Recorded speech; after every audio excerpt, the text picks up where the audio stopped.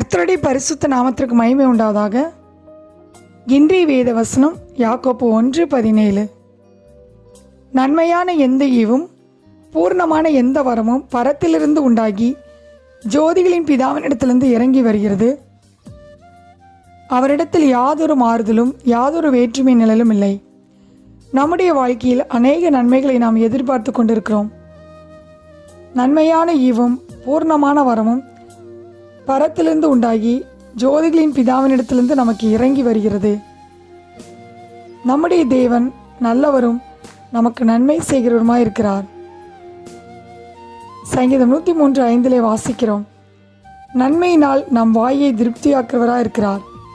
ஜீவனுள்ள நாளெல்லாம் நன்மை நம்மை தொடரும். ஆம் பிரியமானவர்களே, அவர் நமக்கு நன்மையை உண்டு பண்ணி வைத்திருக்கிறார்.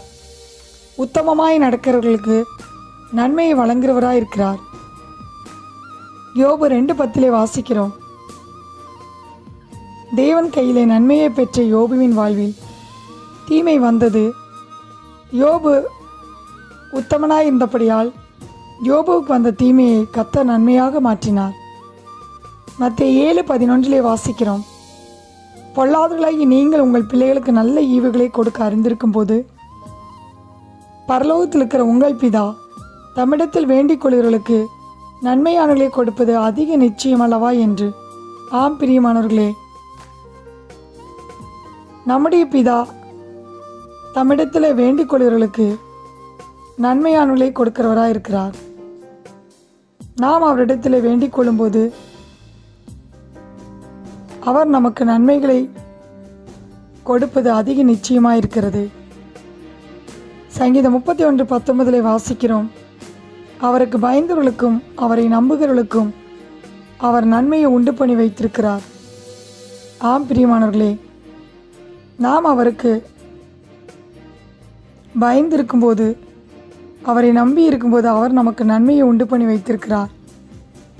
யாத்ராம் 1:15 வாசிக்கிறோம், எகிப்தின் ராஜா சிப்பிரால் பூவால் என்னும் எபிரேய மருத்துவச்சிகளோடு பேசி, நீங்கள் எபிரேய ஸ்திரீகளுக்கு மருத்துவம் செய்யும்போது ஆண் பிள்ளையானால் கொன்று போடுங்கள், பெண் பிள்ளையானால் உயிரோடு இருக்கட்டும் என்றான். மருத்துவச்சிகளோ தேவனுக்கு பயந்ததினால் எகிப்தின் ராஜா தங்களுக்கு இட்ட கட்டளையின்படி செய்யாமல் ஆண் பிள்ளைகளை உயிரோடே காப்பாற்றினார்கள். இது நிமித்தம் தேவன் மருத்துவச்சிகளுக்கு நன்மை செய்தார். ஆம் பிரியமானவர்களே, நாம் எப்போதும் கர்த்தருக்கு பயந்திருக்க வேண்டும். நாம் நாள்தோறும் கர்த்தரை பற்றி பயத்தோடு இருக்க வேண்டும். நாம் எப்போதும் கர்த்தருக்கு பயந்திருக்கும் போது நாம் அவரால் நன்மையை பெற்றுக்கொள்கிறோம்.